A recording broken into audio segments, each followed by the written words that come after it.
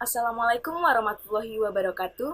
Halo semuanya, selamat pagi, selamat siang, selamat sore, dan selamat malam bagi Anda yang menyaksikan video ini.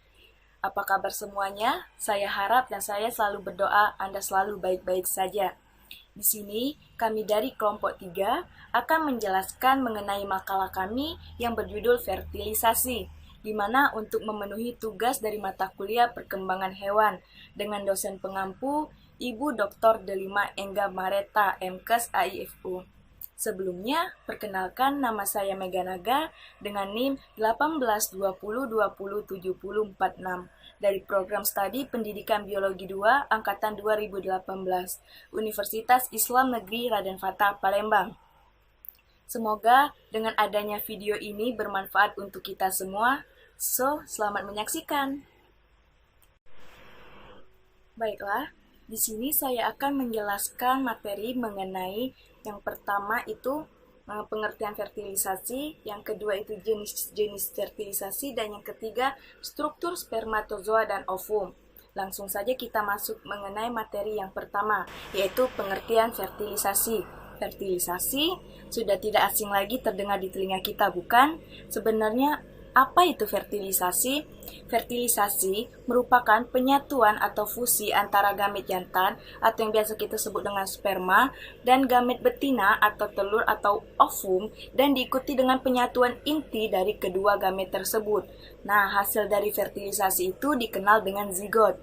Pada proses fertilisasi, terjadi peleburan antara inti gamet jantan dengan inti gamet betina, sehingga terjadi suatu percampuran antara karakteristik menurun, sifat-sifat paternal dan maternal yang berkembang menjadi individu yang baru. Fertilisasi merupakan suatu proses kompleks yang melibatkan penetrasi lapisan-lapisan pelindung sel telur oleh sperma yang motil, inkorporasi nukleus sperma ke dalam sitoplasma sel telur, yang akhirnya penyatuan dua pronukleid tersebut untuk menghasilkan nukleus tunggal yang diploid, di mana masing-masing nukleus gamet disebut pronukleus sebelum mereka bergabung. Secara embriologi juga, fertilisasi merupakan pemasukan faktor-faktor hereditas pejantan ke ovum dan melibatkan penggabungan sitoplasma dan bahan nukleus.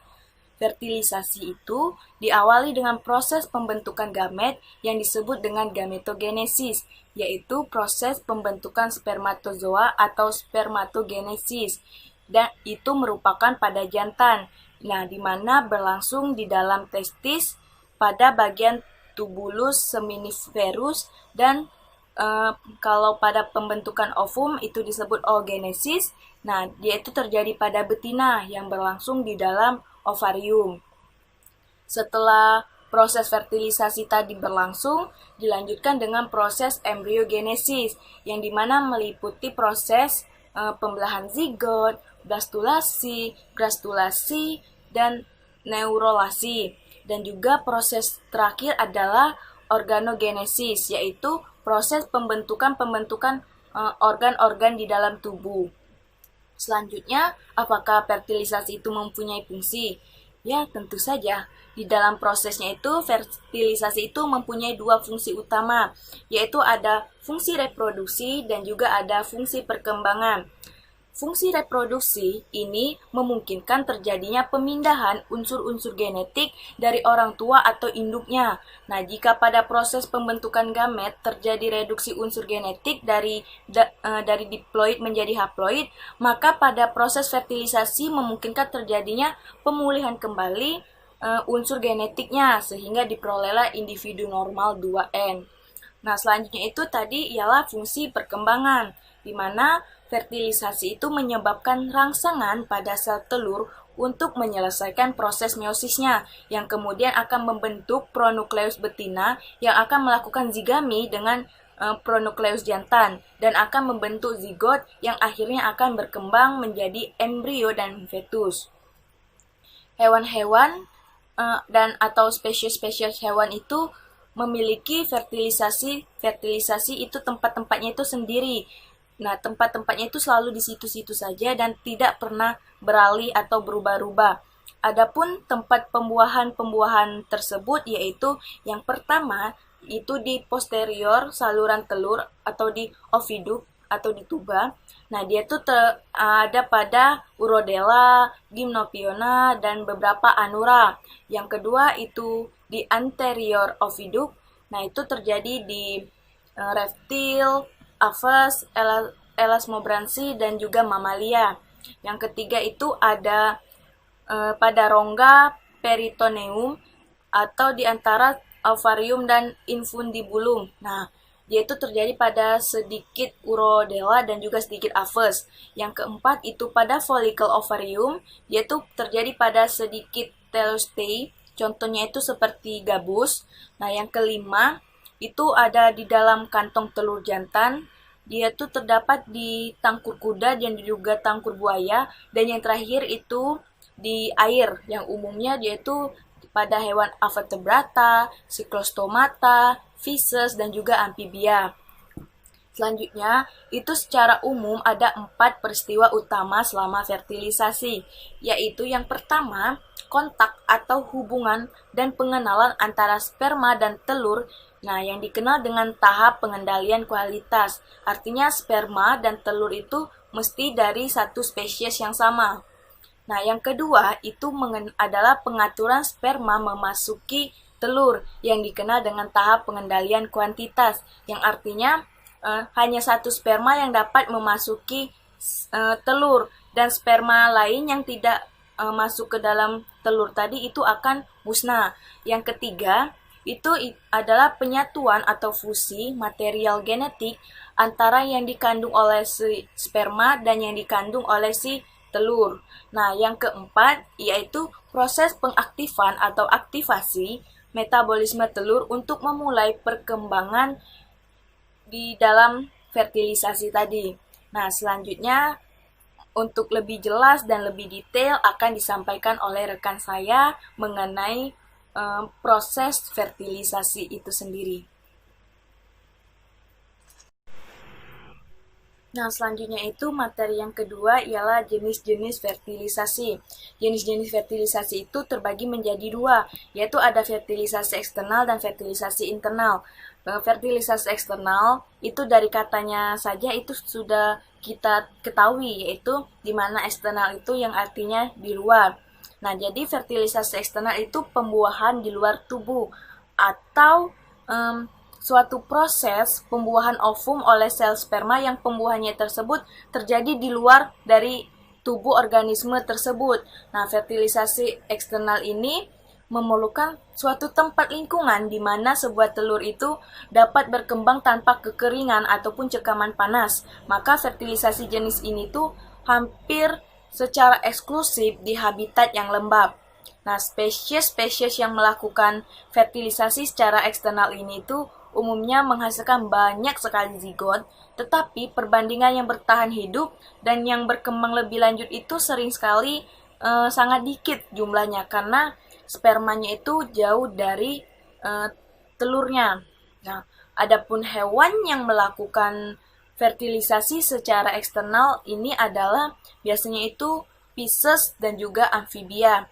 Nah, selanjutnya adalah fertilisasi internal, yaitu kebalikan dari fertilisasi eksternal, di mana fertilisasi internal ini ialah pembuahan di dalam tubuh atau suatu proses pembuahan ovum oleh sel sperma itu yang pembuahannya tersebut terjadi di dalam tubuh suatu organisme tersebut. Nah, pembuahan tersebut itu berfungsi untuk dapat menghindarkan gangguan dari luar, serta juga pembuahan internal ini tersimpannya di dalam rahim. Fertilisasi internal atau fertilisasi yang terjadi di dalam saluran reproduksi betina ini terjadi pada sejumlah hewan air laut, hewan air tawar, dan pada semua hewan darat.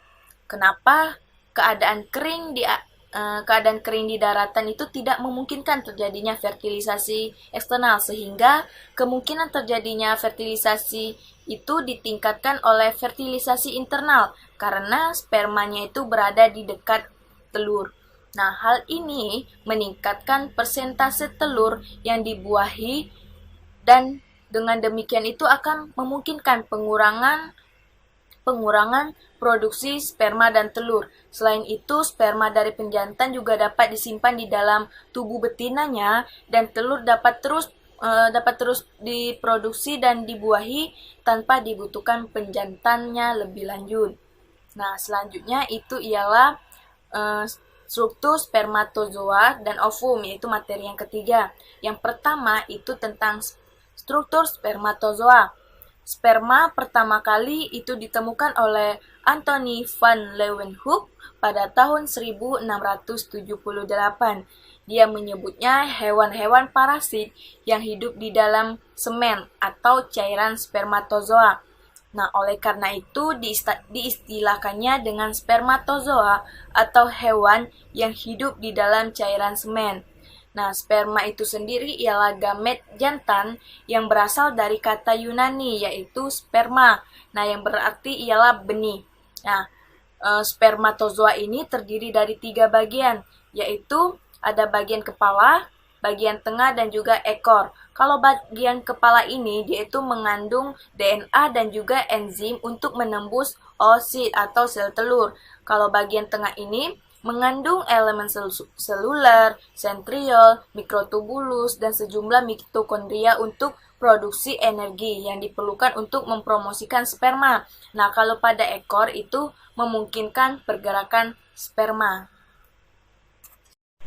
Setiap sperma itu mengandung inti dengan kromosom haploid dan sitoplasma yang mempunyai sistem penggerak untuk memindahkan inti, dan dia itu juga mempunyai enzim yang berperan untuk menghancurkan selubung-selubung telur yang ada di dekat telur itu sehingga inti dari sperma itu tadi dapat memasuki telur. Nah, selanjutnya itu spermatozoa itu terbagi menjadi 2 kelompok, yaitu yang tidak berflagellum dan yang berflagellum. Kalau sperma yang tidak berflagellum ini dapat ditemui pada beberapa jenis invertebrata seperti nematoda, krustase, dan juga diplopoda. Sedangkan kalau spermatozoa yang berflagellum inilah yang umumnya itu terdapat pada hewan-hewan. Nah, flagellum itu sendiri ada yang 1 dan juga ada yang 2. Selanjutnya itu kepala sperma. Kepala sperma itu normalnya itu memiliki bentuk lonjong dengan panjang 3-5 mikrometer, lebarnya 2-3 mikrometer, dan tebalnya itu 1,5 mikrometer yang terdiri dari inti dan akrosom. Nah, itu ditutupi oleh membran inti dan juga selubung metakrosomik. Nah, intinya ini mengandung materi genetik laki-laki. Nah, DNA sperma ini memiliki struktur yang sedikit berbeda dari DNA sel diploid atau somatik. Artinya DNA ini terkonsentrasi dengan volume sekecil mungkin sehingga dapat menghemat ruang. Sedangkan akrosom itu sendiri mengandung enzim proteolitik seperti akrosin, tripsin, dan juga protease yang akan dilepaskan selama reaksi akrosom dan juga hidrolisis di dalam sel granula dan zona pelusida telur untuk membantu penetrasi sperma dan penggabungan dengan sel telur. Kalau untuk ekor, ukuran keseluruhannya itu memiliki panjang sekitar 55 dan memiliki tebal berkisar 1 mikrometer itu di dekat pangkal dan 0,1 mikrometer itu di dekat ujungnya. Nah, kalau ekor ini berporoskan flagellum dan mengandung sentriolnya itu 1 pasang, mitokondria itu terletak pada leher spermatozoa dan serat fibrosa. Kalau ekor itu terbagi menjadi 4 bagian, tetapi dia itu tidak dapat dibedakan di bawah mikroskop cahaya, hanya dapat dibedakan di bawah mikroskop tertentu, misalnya mikroskop elektron. Selanjutnya itu ialah leher. Leher itu berfungsi sebagai penghubung antara kepala sperma tadi dengan si ekor sperma. Nah, tempat melekatnya ekor dan kepala ini tadi disebut dengan implantation fossa. Nah, pada bagian ekor itu ada yang menonjol. Nah, yang menonjol itu disebut capitulum. Dia itu semacam sendi peluru pada kepalanya. Nah, pada bagian yang dekat dengan capitulum itu terdapat sentriol depan atau proximal dan juga sentriol ujung atau distal. Nah, selanjutnya itu pada bagian tengah atau midface atau middle face, dia itu memiliki teras yang disebut dengan asonem. Kalau bagian ini terdiri dari 9 doublet mikrotubul radial dan 2 singlet mikrotubul sentral. Nah, susunan asonem ini dimulai dari pangkal sampai ke ujung ekor itu berbeda dengan flagellum lain. Nah, di dalam ekor spermatozoa ini terkandung dense fiber atau serat padat. Nah, dia itu tersusun 992, dia itu di luar dari asonem. Kalau pada bagian utama atau principal piece itu panjangnya 45 mikrometer dengan tebal 0,5 mikrometer, yang secara berangsur itu makin ke ujung yaitu akan makin menggepeng. Nah, pada bagian luarnya itu terdapat seludang fibrosa atau serat jaringan ikat. Nah, dia itu terdiri dari batang longitudinal itu di atas, dan pada bagian bawahnya itu dia itu meliputi rusuk-rusuk fibrosa setengah lingkaran. Kalau pada bagian ujung atau envisnya itu memiliki panjang 5-7 mikrometer, tetapi dia tidak mengandung selaput fibrosa yang berusuk-rusuk, sehingga dia itu berstruktur sama dengan flagellum atau cilium. Pada bagian ini komposisi asonemnya itu berubah, tidak lagi doublet, tapi dia sudah menjadi singlet. Nah, yang kedua itu ialah struktur ovum. Nah, ovum itu sendiri dia itu mengandung kuning telur atau yang biasa disebut dengan yolk. Nah, dia itu berfungsi sebagai cadangan makanan selama perkembangan embrio itu tadi. Nah, sebagai contohnya itu seperti telur burung. Nah, telur burung itu kan merupakan sel tunggal yang sangat besar, dan membesarnya telur ini juga karena terakumulasinya kuning telur itu di dalam ovum tadi. Nah, komponen tambahan yang terdapat pada telur itu sesuai dengan kebutuhan dan keberadaan ovum itu sendiri. Seperti kalau pada telur ayam, dia itu mempunyai cangkang sebagai pelindung dari pengaruh lingkungan luar. Kalau pada katak dan juga landak laut, dia itu terdapat jelly coat atau semacam jelly lendir itu yang juga berfungsi sebagai pelindung. Nah, kalau pada mamalia, dia itu terdapat lapisan cumulus ovorus, nah, dan juga zona pellucida atau membran vitellin. Kalau pada vertebrata yang lain dan invertebrata yang lain, dan juga dia itu berfungsi sebagai pelindung. Nah, kalau volume ovum ini tuh berbeda-beda tergantung dari spesies, dan biasanya itu jauh lebih besar daripada si sperma. Seperti saya ambil contoh itu pada ovum landak laut. Nah, dengan ukuran volume ovumnya itu sekitar 1,9 kali mikrometer kubik, dia itu lebih besar 10.000 kali dari volume si spermanya landak laut tadi. Kuning telur itu dikelilingi oleh sel kumulus yang kecil-kecil itu tertanam di dalam bahan ekstraseluler. Nah, sebagian besarnya itu terdiri dari asam hyaluronat. Kalau lapisan kumulus itu tadi dipisah dari telur oleh zona pellucida yang terdiri dari protein zona pellucida itu sendiri. Nah, sel telur itu bukan hanya dilapisi oleh membran plasma saja, tetapi oleh lapisan-lapisan yang seharusnya hanya dapat ditembus pada suatu proses yang memerlukan waktu agak lama sebelum sperma itu tadi masuk. Nah, ketahanan ovum untuk tetap fertil atau dapat dibuahi dan dapat tumbuh itu hanya sekitar 24 jam atau 1 hari saja. Jika ovum itu tadi tidak dibuahi pada batas waktu ketahanan fertil tadi, maka ovum itu akan mengalami degenerasi atau rusak yang berlangsung dalam sehari itu pula. Nah, ovum yang rusak tersebut ada yang diabsorpsi ke dinding tuba atau uterus, dan ada juga yang dipagositosis oleh leukosit atau makrofag. Nah, selanjutnya itu struktur selaput. Dia itu terdiri dari 3 bagian, yaitu ada selaput primer, selaput sekunder, dan selaput tersier. Kalau pada selaput primer itu dihasilkan oleh telur itu sendiri dan disebut dengan oolema atau membran vitellin. Sedangkan kalau yang menghasilkan struktur selaput sekunder adalah sel-sel pemelihara telur atau sel-sel folikel. Dia itu bersama telur itu sendiri. Selaput sekunder ini berada di sebelah luarnya selaput primer. Kalau pada mamalia itu disebut zona pellucida, sedangkan kalau pada insekta dan Psychostomata itu disebut dengan chorion. Nah, kalau pada amfibia, reptilia, dan aves itu disebut dengan zona radiata. Kalau selaput tersier itu terbentuk atau membran fertilisasinya itu terjadi setelah proses fertilisasi atau pembuahan. Nah, jadi selaput tersier tersebut dihasilkan oleh kelenjar uterus di sepanjang saluran muler, dan selaput lendir atau jelly itu terdapat pada Pisces dan amfibia. Kalau pada hewan juga dilengkapi. Nah, tetapi dia itu dilengkapi dengan lapisan atau albumen atau sel atau cangkang telur seperti pada bangsa reptilia, aves, dan monotremata.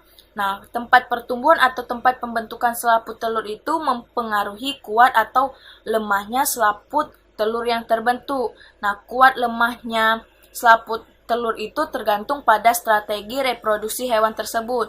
Contohnya, kalau pada hewan ovipar, yaitu berselaput tebal karena banyak bahaya yang dihadapinya selama proses inkubasi atau pengeraman. Kalau yang di air itu pada Pisces dan amfibia itu cukup berupa lendir atau jelly. Tapi kalau yang dirami di darat pada reptil, aves, dan monotremata itu di luar lendir itu dilindungi lagi dengan adanya cangkang atau sel yang lebih kuku. Nah, kalau telur pada ovovivipar, dia itu berasal dari telur ovipar. Nah, sebab selaputnya itu tersusunnya itu sama. Kalau ovum pada hewan vivipar, pada Metatheria atau Eutheria itu aman terlindung di dalam rongga uterus dan di dalam tubuh induk. Dan ovumnya itu ovum pada bangsa vivipar juga tidak perlu selaput pelindung yang tebal. Nah, baiklah, itulah tadi penjelasan dari saya. Bagaimana? Apakah bisa dipahami dan bisa dimengerti? Semoga dapat dipahami. Nah, selanjutnya materi yang selanjutnya itu akan diteruskan oleh rekan saya. Sekianlah dari saya. Apabila ada kesalahan saya mohon maaf dan saya ucapkan terima kasih. Saya Dwi Fitra Putri Monasari akan melanjutkan materi yang dijelaskan dari Megadaga, yaitu tentang proses fertilisasi. Proses fertilisasi ada 8, yaitu yang pertama, komunikasi spermatozoa dan ovum, yang kedua, pengenalan spermatozoa terhadap ovum, yang ketiga, penetrasi spermatozoa pada ovum, yang keempat, perubahan spermatozoa pada proses fertilisasi, yang kelima, reaksi ovum setelah penetrasi spermatozoa, yang keenam, aktivasi materi morfogenetik pada ovum, yang ketujuh, pronukleus jantan dan betina sebelum sigami. Yang kedelapan, fusi materi genetik. Setelah terjadi ejakulasi sperma, dapat berenang menggunakan ekornya untuk melewati serviks atau leher rahim dan masuk ke uterus hingga sampai ke tuba fallopi. Dalam satu kali ejakulasi terdapat 300-500 juta sperma, tetapi yang bisa mencapai tuba fallopi hanya 100 sperma. Pertemuan sel telur dan sperma ini terjadi di tuba fallopi. Tuba fallopi itu ada 2, tetapi sperma tidak akan tersesat untuk menemukan sel telur karena sperma tersebut mengandung senyawa fertilizin. Sperma berjalan menuju lapisan sel folikel dan berikatan dengan reseptor. Pada zona pellucida, ovum pengikatan tersebut akan memicu terjadinya reaksi aksosomal, di mana sperma membebaskan enzim-enzim hidrolitik pada kromosom menuju zona pellucida. Enzim hidrolitik akan mencerna zona pellucida dan membuat lubang yang memungkinkan sperma untuk mencapai membran sel ovum. Protein khusus pada membran sperma akan berikatan dengan reseptor pada pembelahan sel pada membran sel ovum sehingga kedua membran dapat menyatu setelah terjadi penyatuan membran sel. Nukleus sperma dapat keluar dan menuju nukleus ovum untuk terjadinya penyatuan nukleus. Setelah terjadi penyatuan membran sperma dan ovum, butiran pada artikel ovum menyatu dengan membran ovum dan membebaskan enzim dan makromolekul lain yang akan mengeraskan zona pellucida untuk menghalangi sperma lain membuahi ovum. Fertilisasi akan menghasilkan zigot yang akan mengalami pembelahan yang berulang dan tumbuh terjadinya makhluk hidup. Seiring dengan pembelahan zigot tersebut akan berjalan ke tuba fallopi menuju uterus untuk menempel dan berkembang pada uterus. Sel tunggal ini masih dikelilingi oleh selubung fertilisasi, kemudian zigot akan terus-menerus membelah. menjadi sel-sel kecil yang disebut blastomer. Dari satu sel menjadi 2 sel sampai ke 16 sel. Setelah menjadi blastomer, sel terus membelah menjadi blastula awal, kemudian berkembang menjadi grastula. Setelah presentasi dari kelompok 3, mohon maaf apabila ada kesalahan kata. Wassalamualaikum warahmatullahi wabarakatuh.